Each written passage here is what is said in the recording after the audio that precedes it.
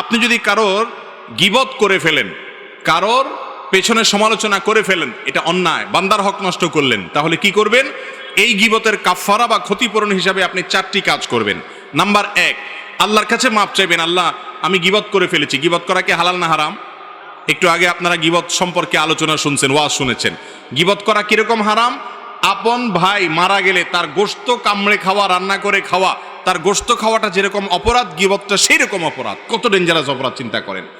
এইরকম অপরাধ আপনি করে ফেলেছেন, এটা যখনই আপনি আঁচ করবেন যে আমি এত গীবত করে ফেলেছি, সাথে সাথে আল্লাহর কাছে 1 নম্বর কাজ হলো মাপ চাইবেন। কি চাইবেন?